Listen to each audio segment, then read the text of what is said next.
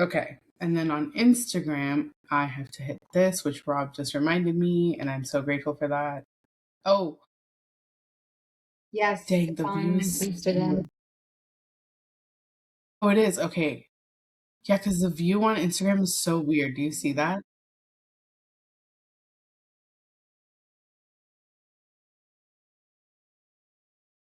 Yes,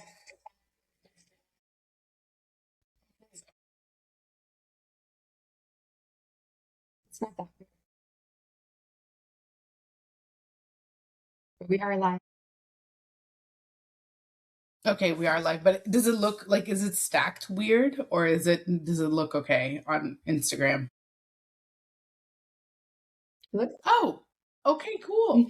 Amazing. Okay. And then let's see, Substack should be live again. Um, let me just see. Sorry, I keep clearing my throat. I'll mute myself.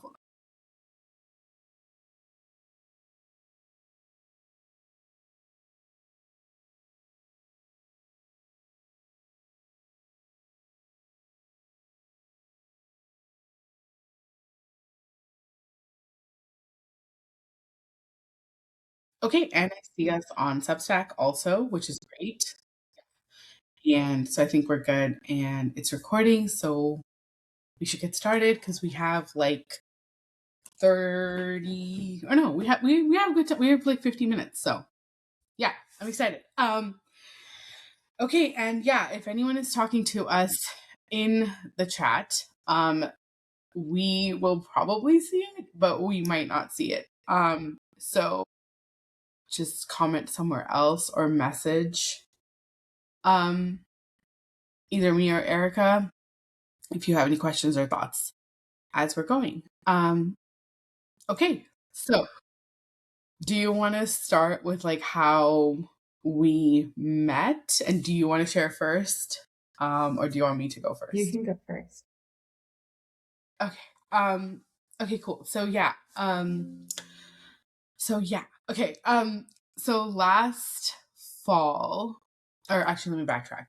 Basically, I started the podcast a little bit after the last election because I had my own awakening to reality. And I realized how much of a bubble I was in and how disconnected from people I was, even though I thought I was somebody who was for people. Like I thought my entire life purpose was about people. And turns out it was only about one kind of person who's a very specific type of person. So after I started waking up to kind of that realization, which I came to very logically without spirituality involved, because of, my atheism and stuff. So once I had that awareness like growing, I started doing events and I started the podcast, and I started trying to just talk to and listen to as many people as I could possibly listen to. And I actually started reading news sources that I never really considered or read before, and just like expanding like my understanding of what people think and what I think. And there's a concept in addiction rehabilitation called distress tolerance. It's a type of therapy where you practice tolerating different kinds of distress to find reassurance for yourself that you're actually okay. Like you're actually okay with whatever the addiction is and without the addiction, and you don't need the addiction to be okay. And that's called distress tolerance. So I basically started practicing that, but with like politics and with people. And that led to me running different types of events, which I've done a lot in the past, but never for, my own vision or sort of my own needs almost. Some of the events were just about what I thought was missing and what I thought was needed. And one of the events was, I think it was Hope is a Skill, which now we have found out that there is an activist named Miriam Kaba, I believe, who said hope is a discipline. And she said it a very long time ago. And I came to Hope as a Skill through my own process. But what I've discovered is that, like, I think all of the lessons are classic and they're timeless, and they've been said a million times before, and they've been known for like thousands of years. Anyway, so that was the event that I hosted last fall, and Erica showed up, and we had an amazing conversation about how, like, hope is needed just even for like the human animal originally to find food or shelter. Like, hope was the first ingredient to getting our survival needs met. Like, even that required hope.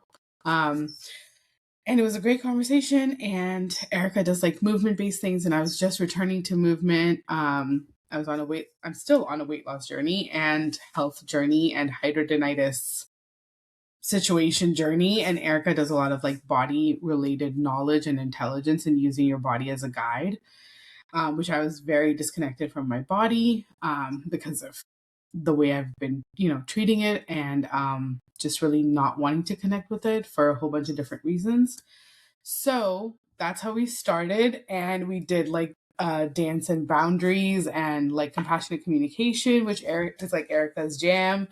And then, yeah, I think it's really evolved from there. I think this is going to be our fourth event together, and I'm really excited. And yeah, I'm just like excited to talk about this and just like the process of collaborating too, and everything that goes into collaborating in a healthy way.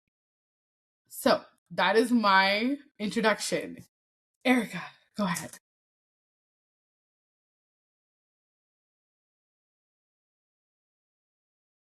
Oh, you're muted. Sorry, yeah. Okay. Can you hear me?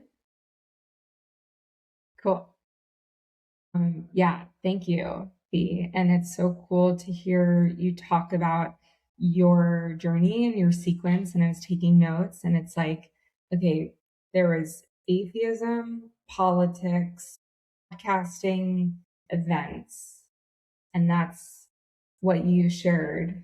And I met you at the event, which was related to all of it. The event was related to the political realm, and spirituality and humanity. And yeah, so it's just so cool how your journey led you to create that event. And it was so helpful for me. And I was really looking for community and gathering, and um, yeah, what you were organizing. And I think what really captivated me about your event, well, I found it on Substack. And so I think that that's another important piece, is like talking about the platform and the systems. And I think that that's something that you are so skilled at, is your just how you like move in that world. You're so good with systems, and you're so good with tech. You have a whole business that's called Happy Tech, and you are so, it's so perfect for you because you are like so good at it, and it is such, yeah, it is so you are, yeah, it's just so great. So I think that that's so awesome, and something I've come to learn about working with you and just being with you is how good you are at the systems, at the back end, and how these places and spaces can be used for real community and real connection and real gathering and real confidence building and collaboration and creativity and, all the C's, which, I love. And so I think, and I can like go into more of my insight as to like also astrology, which I know you're getting more into.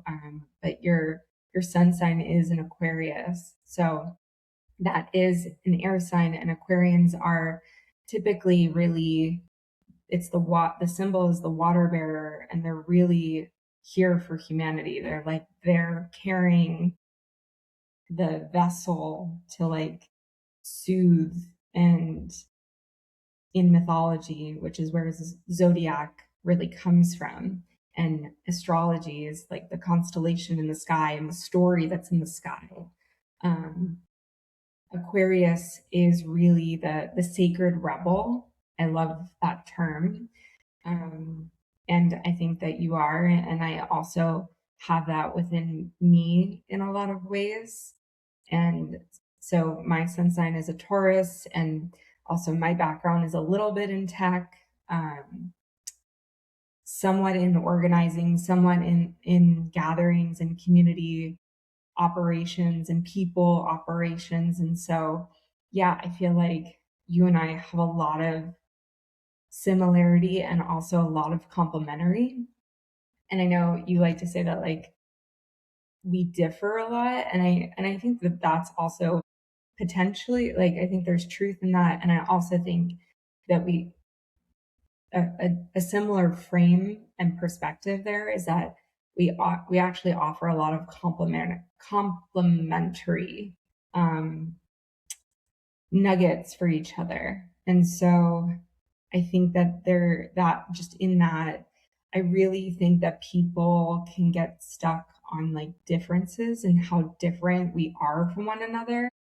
And that can be true. We can have differences, and I don't want to negate that or bypass that there's differences, because I think diversity is beautiful.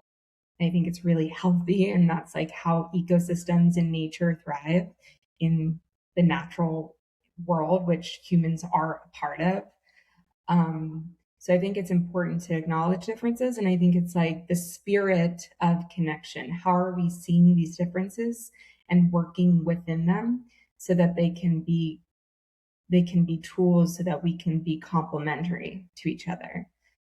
And I think that we are finding we've found it. And I think as we continue to do events together, continue to work together, we are continuing to meet each other in the difference and also really embrace it and work with it and have really open and honest dialogue that helps us to like, okay, what lights you up, what energizes you, where do you shine, what's your joy here, and how can you do more of that, and how can I do more of this. So I think that, like, to the point of collaboration and yeah, I definitely want to go into that more too, of like there being a lot of, I think, issues in community and in partnership and in collaboration, because we don't have a lot of models that are showing how to effectively engage with conflict, which is also, my whole thing around compassionate communication, which you've had experience with like back in your childhood and in your adolescent years, which I love that you've had that, because it's, as I've gone on my journey and I've gone through seeking lots of different truths and lineages and practices, the thing that has landed and resonated and proven time and time and time and time again with 100% accuracy is the framework of compassionate communication. And I love that you've experienced this, and it's rare to me to find other people who have this language or have this knowledge.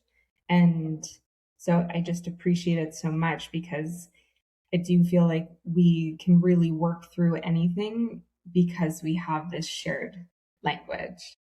So I can pause there if you want to just riff on that. Yeah, totally. Oh my gosh. Yeah, I think the first thing that came up from everything you shared was like, well, yeah, let me start here. So I have a lot of broken relationships, romantic or sexual, and friendships in my past. And it's, likely because, I have varying energy levels and moods. And also, I used to have an inability to really explain what I needed. I mean, even now, actually, sometimes I'm like, what do I need? Like, and it's really hard for me to tell what I need. Sometimes it's easier to tell what I don't need and what would make the situation worse. So I'm like, can you please just stop doing this thing? Like, that is what I need right now, is for the bad thing to stop. I don't know what I need ultimately, but I know what I don't want to continue. I don't want more of. So I sometimes start there. But I've been through a lot of friendship breakups. I've been through a lot of relationship breakups. I've been through family breakups. And they've been for various reasons, whether it's political, whether it's emotional, or whether trust broke, and I've been at fault and they've been at fault. I've done damage, they've done damage. It's not been one-sided, right? Harm is, anybody can perpetuate harm. Anybody can do harm. And we've all harmed each other to some degree, I think. Like, there is just, for me, no denying that. And then finding a way to like still have hope, right? Still have hope, still believe that, okay, there might be somebody out there that I can like explain this to who would understand. I've told Erica this, but I was in a work situation that was collaborative with like a digital product with a team, and it got so bad that it almost turned legal. Like, we had to like, actually I did have to reach out for legal support. And that really burned me from like trying to collaborate again. I cut down my circle of collaborators to like my partner and my sister. And I was like, I'm done. Like, I'm done. And then slowly it expanded again, of course, because people are our purpose. Like, it's just like, for me, like, the other person is part of my purpose. So there, like, alienation is like, actually, it doesn't work for me long term. I cannot remain alienated. I end up seeking connection no matter what. I can't even get out of it, you know? So then when we met, I was like excited, but I was like skeptical. And I think I even told you, I was like, Erica, like, I've been through a lot. Like, you know, I'm the victim. Like, I can't, you know, all that stuff. And yeah, I think I was just like honest, and I was like I've just been through like so many different things, and I've just learned so much. And I was so cautious, I think, in the beginning, because I just didn't know if I could like have honest conversations. And I think a couple of times when I pushed back, what I remember is that you were able to handle my pushback. And I just want to like pause on that topic. Like, if I resist something, I noticed like how you handled that. And it was important, you know, like how somebody handles a question, or how somebody handles like a maybe, or I'm not sure, right? What do they do? And then what do you feel when they do that, right? So I want to just really like talk about that, because I think that is missing in so many of the spaces that I have been in.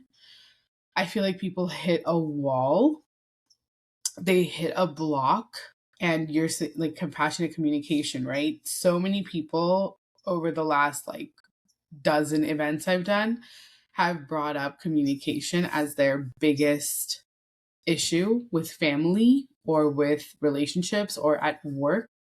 It's so hard for people to communicate their needs, and to ask, to make an ask is like, oh my God, you know, it's just like, how could I ask? And they usually reserve it for family or like someone they're super intimate with. I've noticed that people are not practicing these skills with just like strangers or like acquaintances or those like kind of looser friendships. They wait for a level of intimacy where there's trust. And I think that that makes sense from a safety angle why they would do that, because I was doing that too. But what I found that's so important is that when we do that, the world is so, so tiny that it's filled with our fear. And as the world can expand, our dreams can expand. And so it's really important to learn these skills outside of just people you're fucking, or like, you know, really good friends with since like childhood, or like your mother. Like, you need it with people everywhere. So I would love to just like talk about how to receive that, how you receive that, and how you've shared your things, and just that whole process, and just slow it down for people a little bit. if you're open to that. Yeah. Yeah, give me the mic around compassionate communication, please. Always. Yeah, well, this has been my mission. I didn't realize that it was like I've always been empathetic and I've always considered myself kind, and also I've done a lot of harm and, unconsciously, and also in my healing journey of excavating a lot of deep suppressed trauma. It's been a whirlwind for me, especially over the last 4 years. And I had learned about compassionate communication probably about 5 years ago. So it is a proper framework, and it was written and established by a psychotherapist named Marshall Rosenberg in the 1970s. And he developed this framework, and it's very simple. It's 4 parts. And he basically is sharing that in all moments, humans have precious needs. In every moment, we're just trying to get our needs met.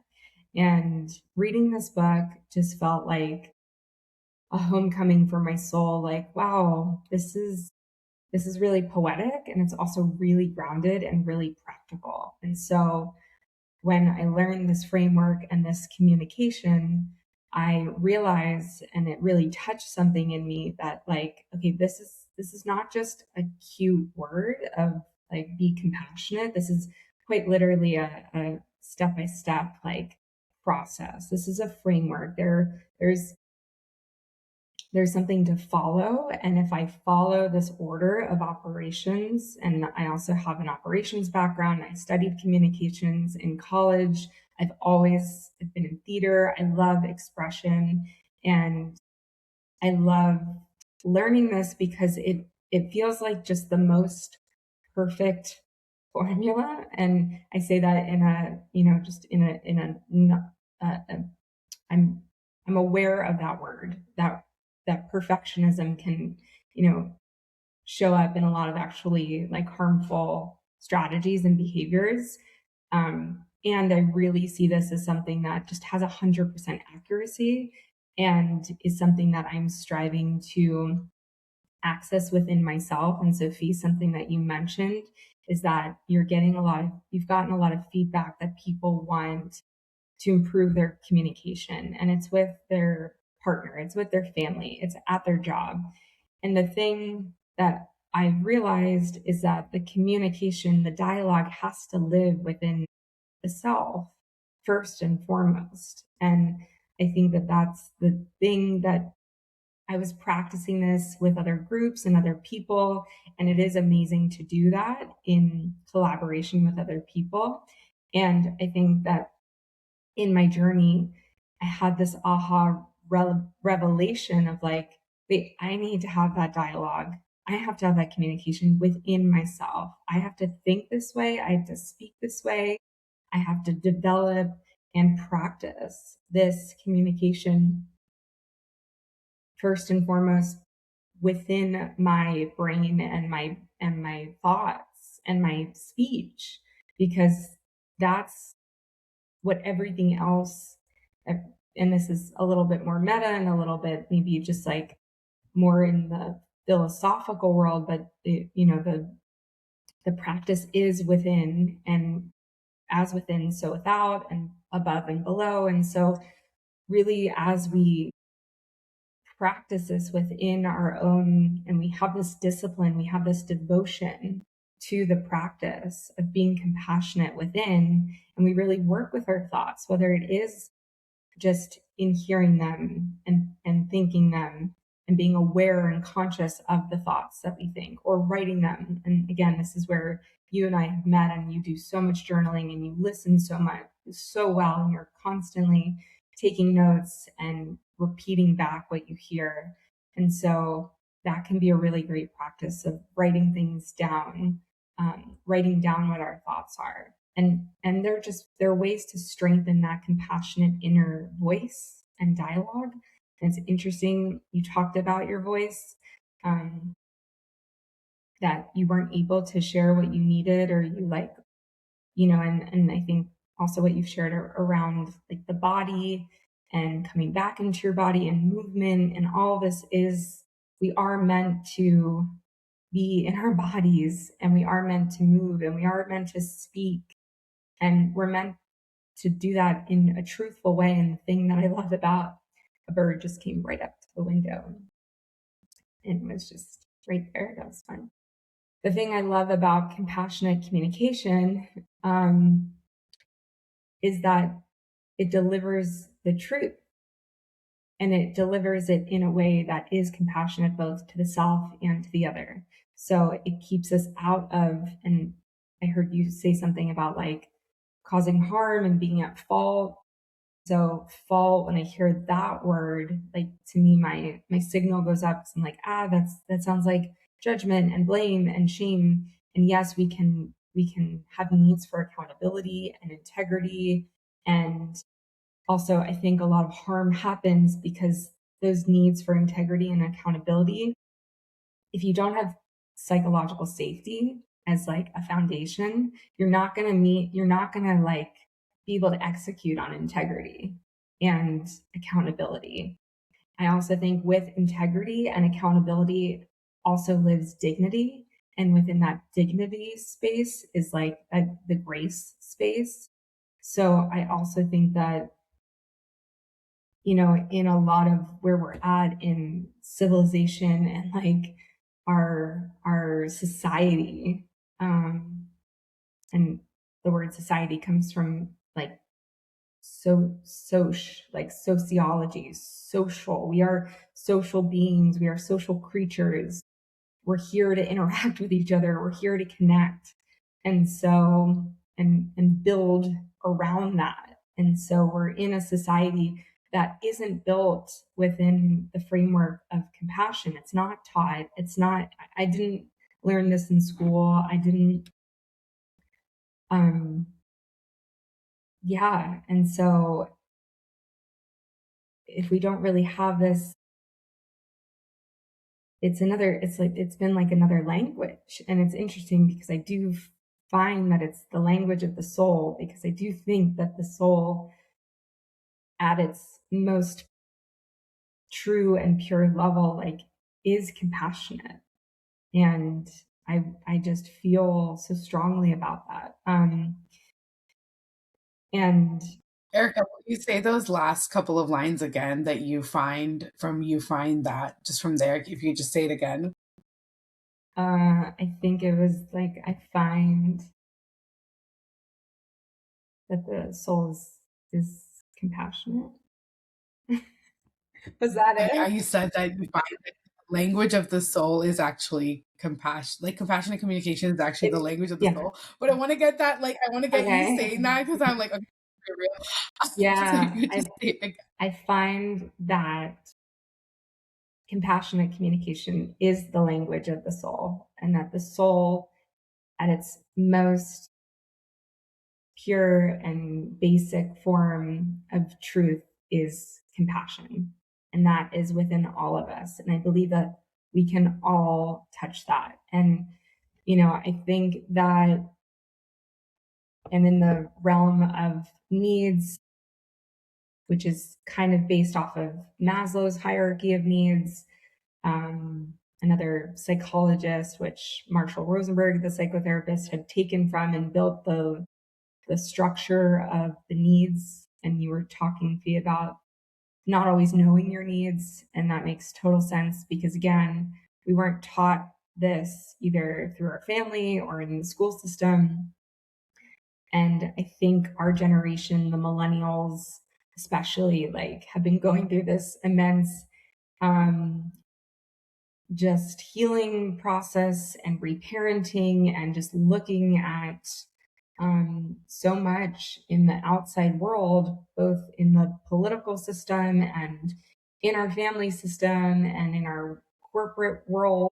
And just everywhere that there's kind of like structure. There's the physical structure, the emotional structure, the psychological structure. And I think a lot of us right now are doing some very heavy, deep lifting of really investigating what is the truth, and what is something what's a tool that I can use that helps me to come back to my truth, and what are my needs, and how can I be in my body when when I do feel so overwhelmed, or when life is happening so strongly and there's so many demands and the world is chaotic, and it's so understandable to get, like kind of lost in that chaos. It takes a lot of discipline and a lot of devotion to like come back and like get centered in the self and in the body and in that framework of compassion. So just to quickly share what it is, it's to sense, feel, need, and request.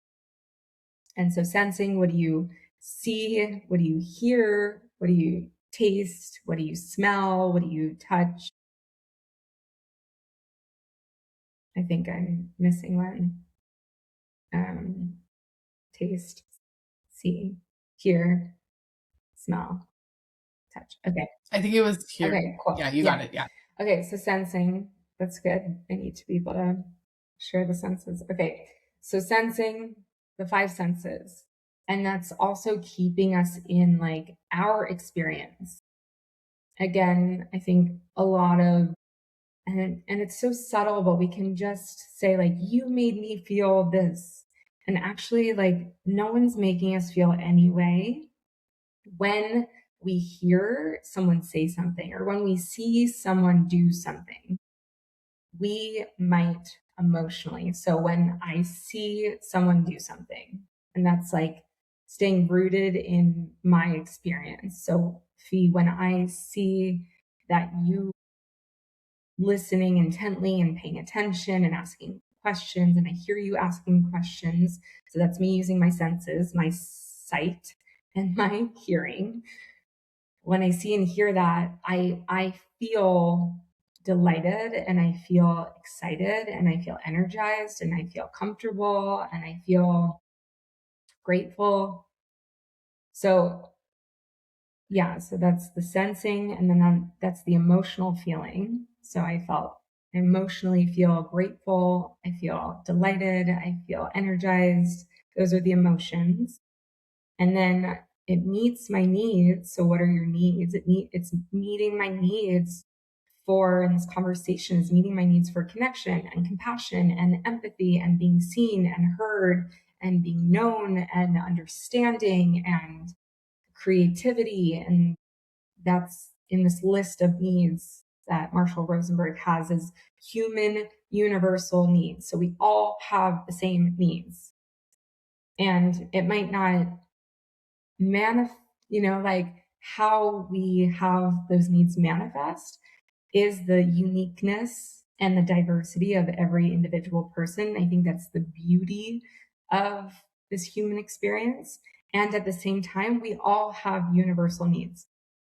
We all share the same needs. So we all have needs for housing and shelter as much as we do for inspiration and faith and hope and beauty. And again, bringing it full circle to your event, Hope as a Skill. And you said immediately after that hope is so needed. Hope is a human need. It's a universal human need. Every human needs hope. And your need for hope might be as important and as equal as your need for shelter.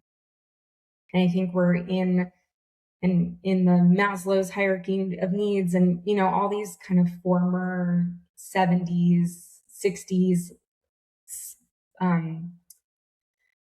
like the schools of thought of psychology, which I'm so here for. They actually are very hierarchical, and like, the basic needs of housing, food, shelter, you have to have that before you get and reach enlightenment or self-actualization. And I think that we're in a new time where actually, like, it's not as, it can be a linear thing and you kind of go up the ladder. And I also kind of see it as like, okay, it also might live on the same plane. Like, and so it's not necessarily just like a linear line going like from top to bottom. I think it also goes like side to side. And I also think, and I love shapes and design and all of that. I think that these needs can also be like sweeping each other, and there can be some circle and some curvature. And I think there can be some like infinity symboling happening. So, like, again, my needs for beauty are just as important as they are for protection and for shelter and for provision and psychological safety and inspiration and pleasure. So, like, yeah. And I think, we might have at times we might have to like sort through the needs or prioritize. Like that might have to be something that we do just as humans to like operate and just see like what can be done and what the order of operations are. Um, and I just feel really strongly that um, yeah, that there doesn't have to be as much like linear structure, and I want to hold the like space here that there can be existing needs that are on the same line and are happening. So anyway, back to the framework, and then I'll stop talking. But we talked about sensing, then emotionally feeling, then talking about our needs, and then the last one is requesting. So Fee, you mentioned you're really good at saying like, I need this to stop. And that's like, yeah, that's a great request. And the beauty of compassionate communication is that it doesn't have to always be when you're in conflict. It can be a really great tool for when things are like not going well and when things are feeling really stuck and difficult and challenging. And I do think that that's such a beautiful time to implement it. And a practice I like to do is to have this framework be when things aren't in conflict. And I like to keep practicing it when I want more of it. And so that request can be like, so when I see that you're fully engaged here, I feel really heard. It's meeting my needs for connection. And can we keep doing this? Can we keep talking about this? So we're not in conflict, in this moment. And you can use that framework to, keep the momentum going for things that are going well or you want more of. So I think it's just this beautiful framework. And again, I see it as just like this perfect formula because I just know that it's truth. It's keeping me centered in what's in reality, in what is truth. And I think a lot of practices that I've learned or I've come across or teachings, they might not be as gritty and like practical. And I just love that I can implement this whether I'm washing the dishes or driving or on a mountaintop or on a hike or talking to a friend. It just lives everywhere all the time. And I think I need like lived in spirituality and humanity. Like I need things to be both so miraculous and so mundane. And I find that this framework is that, and that's important. That's just been helpful for me. So I don't know if I answered your question. Yes. And can we take like a drink pause really quick? Because I realized that while you were talking, if I took a drink, then in the recording, I would be taking a drink.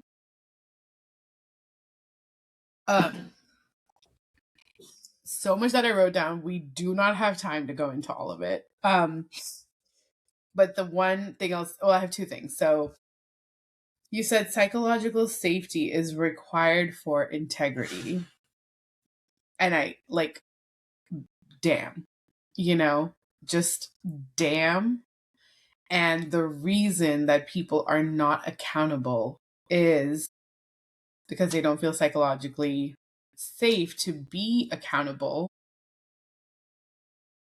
And it's also why we turn towards dysfunctional behaviors, because a primary need is not being met, which is, I think, a need for forgiveness and compassion and acceptance, that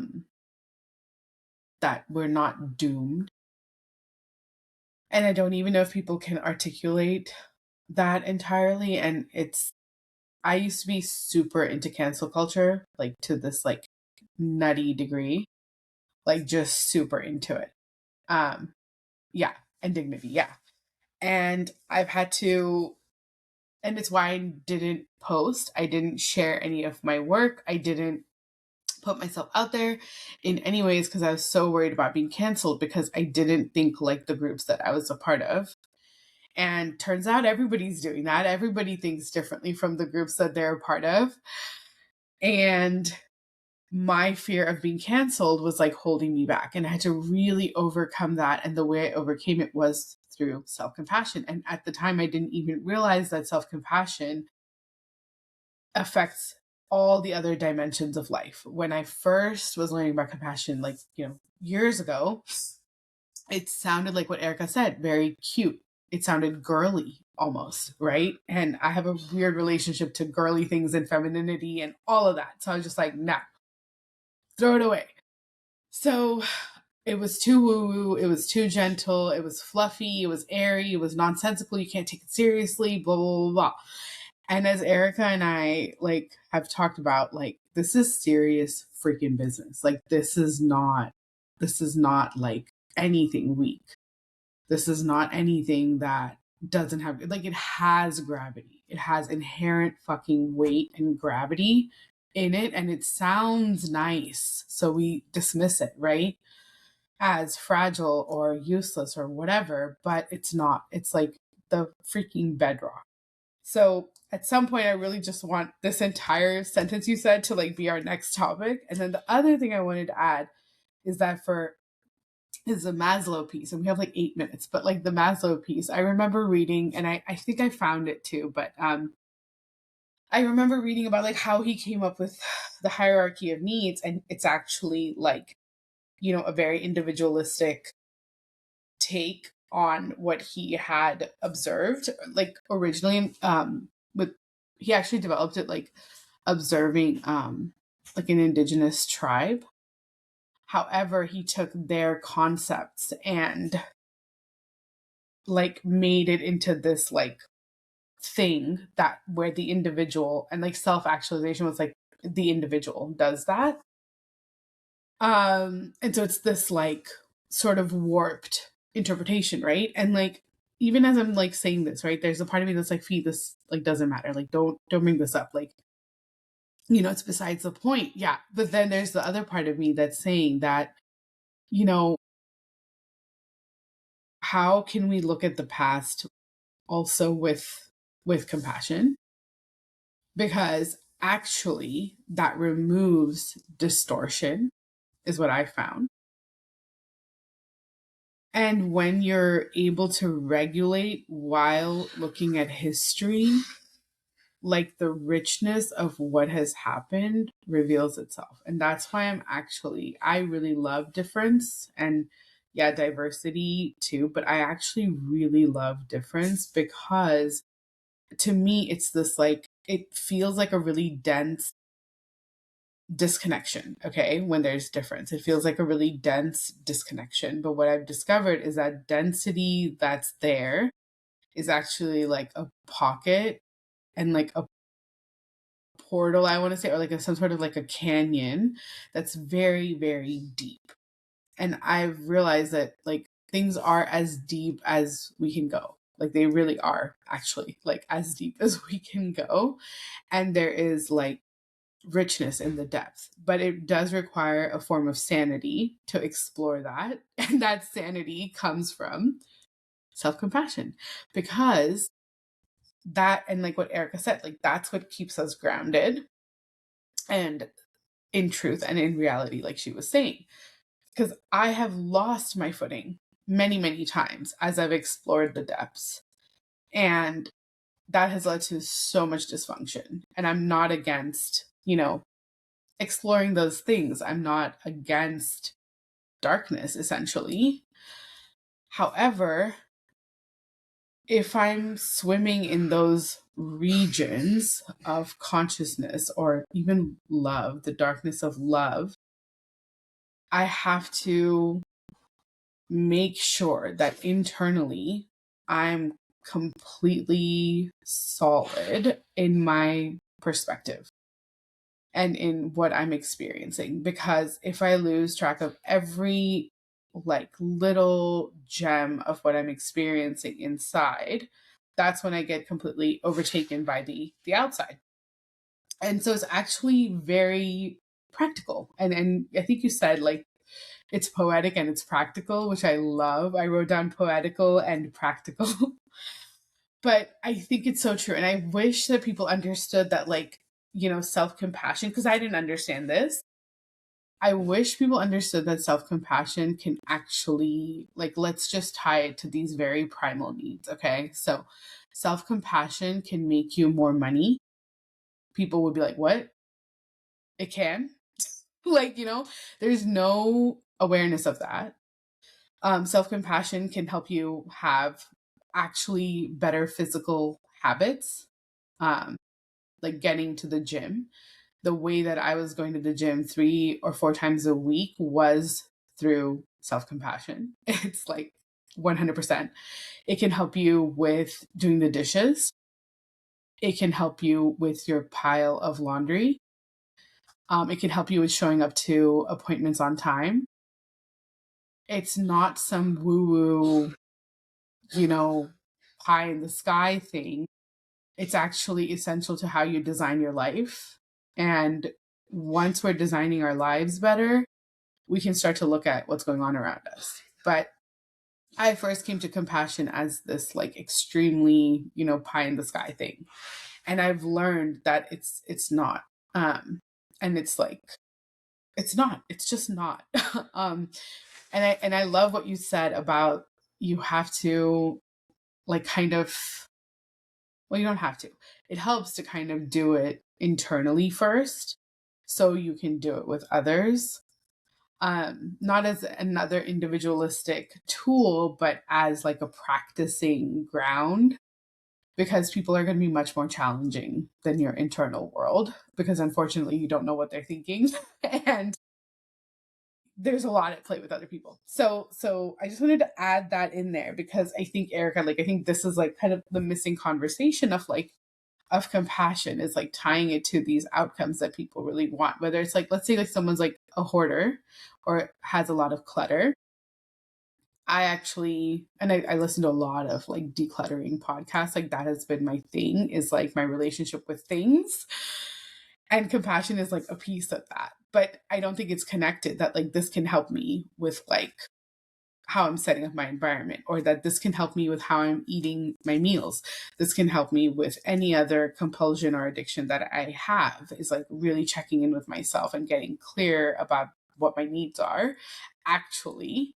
And there's a bunch of stuff I can go into about that. But so I think just getting people to take compassion seriously, and especially self-compassion, to take that seriously and to not see it as the antithesis of discipline and to not see it as like luxury or self-indulgent, is like a huge project for like humanity and for our communities. So we have a couple of minutes. I will toss it back over to you for the final words before we sign off for today. But yeah, every time we talk, I'm like, man, we got a lot more to talk about. So yeah, there's just so much like to touch, So yeah, go ahead. Thank you. Thank you. I love everything you said. Yeah, compassion is light, like it's light work. Like it does keep things light and in the light, and it allows us to be with the darkness and still hold the light. So it is serious business, and how we can show that it leads to money and it leads to recovery and it leads to health and it leads to all these different things is the work of of this lifetime. And um yeah, I totally agree with you that we're here to help show that and lead by example. And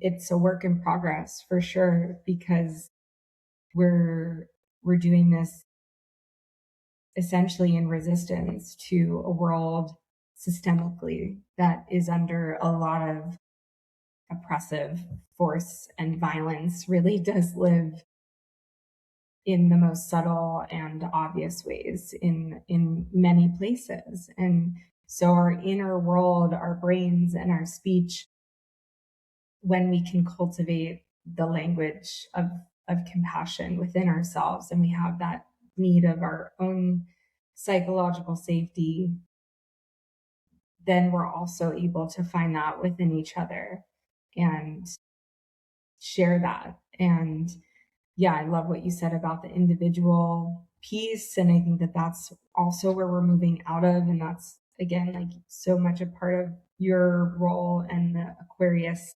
time that we're in. It is about collective, it's about humanity, it's about interdependence. It's like we are not all free until everyone is free, or I'm not free until you're free, that phrase.